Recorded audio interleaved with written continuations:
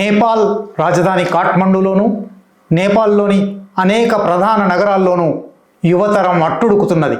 జెన్ G revolution అని పత్రికలు రాస్తున్న ప్రకారం జెన్ జీ అంటే 1990ల మధ్య నుంచి 2010లలో పుట్టిన వాళ్ళు, ఇప్పుడు 20ల్లో ఉన్నవాళ్ళు వేలాదిగా కాఠ్మండూ వీధుల్లోకి వచ్చి పార్లమెంట్ భవనంలోకి చొరబడడానికి ప్రయత్నిస్తూ పోలీసుల లాఠీ చార్జీలను, వాటర్ క్యానన్లను, రబ్బర్ బుల్లెట్లను ఎదిరిస్తూ చివరికి సైన్యం మోహరింపు కూడా జరిగి ఒక బీభత్స దృశ్యం కాఠ్మండూలో కనబడుతున్నది.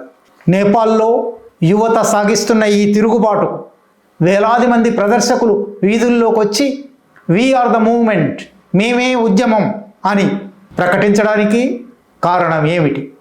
ఈ ఉద్యమం ఎట్లా ప్రారంభమైంది? సెప్టెంబర్ 5న నేపాల్ ప్రధానమంత్రి కేపీ శర్మా ఓలీ దేశంలో 26 సోషల్ మీడియా ప్లాట్ఫామ్ల మీద నిషేధం విధించాడు.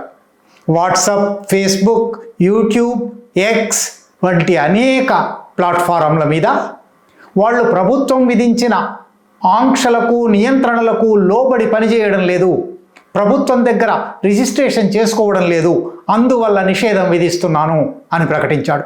కానీ వెంటనే యువతరం ఈ నిషేధం కేవలం అసమ్మతిని ఆపడానికి మాత్రమేనని, అసమ్మతి గళాలు వినిపించకుండా చేయడానికి మాత్రమేనని, కనుక ఈ నిషేధాన్ని ధిక్కరిస్తూ సోమవారం సెప్టెంబర్ 8న వీధుల్లో ప్రదర్శనకు రావాలని పిలుపు ఇచ్చారు.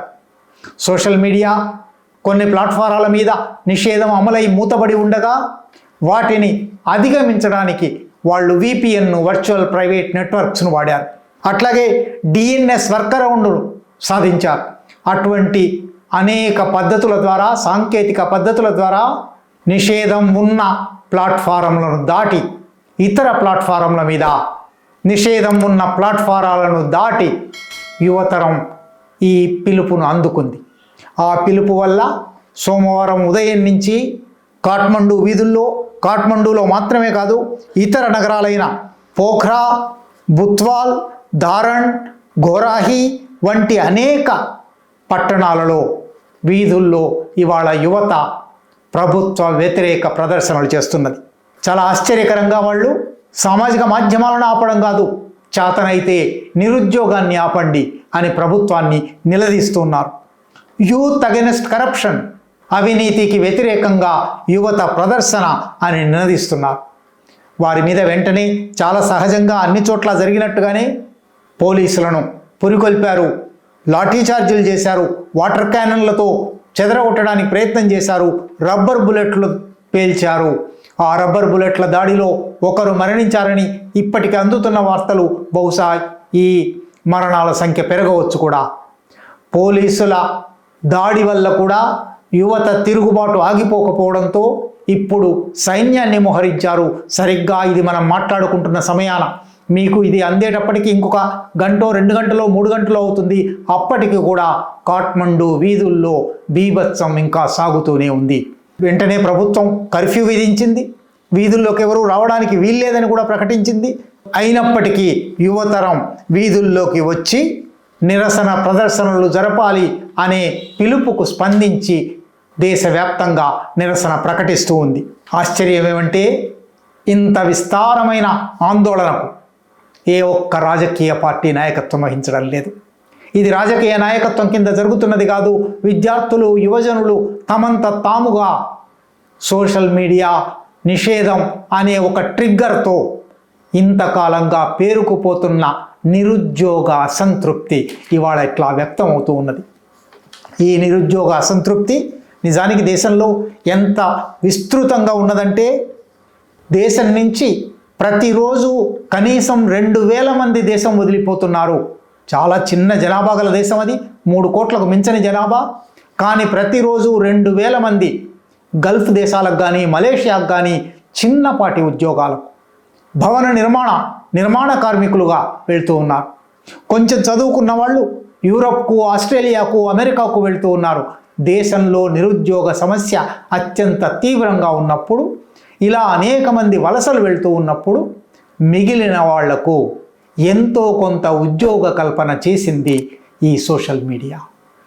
ఈ సోషల్ మీడియా ఉద్యోగాలు ఇప్పుడు ఇది మూసేస్తే మా ఉద్యోగాలు పోతాయి అనే ఆందోళన కూడా యువతరంలో ఈ ఉద్రేకానికి కారణమైంది. అది మాత్రమే కాకుండా మా ఉద్యోగాలు పోతాయి అని వాళ్ళు ముందు ఒక ప్రకటన చేసినప్పుడు ప్రధానమంత్రి కేపీ శర్మ ఓలీ ఇద్దరో ముగ్గురో ఉద్యోగాలు పోతే దేశానికి నష్టమేముంది అని కూడా అన్నాడు. ఆయన ఈ మాట ఆదివారం అన్నాడు, సోమవారం యువత వీధుల్లోకి వచ్చింది. ఇంకా ఆశ్చర్యకరంగా ఏ రాజధాని నగరం కాఠ్మండూలో ఈ ప్రదర్శనలు జరుగుతున్నాయో ఆ రాజధాని నగరపు మేయర్ బాలేంద్ర షా నాకు వయసు అనుమతించడం లేదు, కానీ నేను ఈ ప్రదర్శనల్లో పాల్గొనదలుచుకున్నాను. నేను ఈ ప్రదర్శనలకు, యువకుల నిరసన ప్రదర్శనలకు సంపూర్ణ మద్దతు ప్రకటిస్తున్నాను అన్నాడు. ఆయన ఏ పార్టీకి చెందిన వ్యక్తి కాదు. 2022 ఎన్నికల్లో ఏ పార్టీకి చెందని స్వతంత్ర అభ్యర్థిగా పోటీ చేసి ఆయన మేయర్గా గెలుపొందాడు. ఇవాళ ఆయన మద్దతు కూడా పోరాడుతున్న యువతరానికి ఉంది.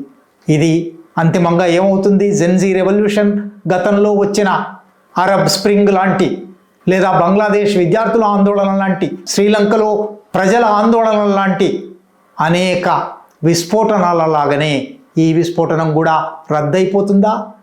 లేక దీని ఆధారంగా నేపాల్లో ఒక కొత్త సమీకరణాలు ఏర్పడతాయా? ఎందువల్లంటే ఈ ఉద్యమంలో చాలామంది ప్రధానమంత్రిని ఉద్దేశించి, అవినీతిపర రాజకీయ నాయకులను ఉద్దేశించి దేశం విడిచి వెళ్ళిపోండి అని కూడా నినాదాలు ఇస్తూ ఉన్నారు.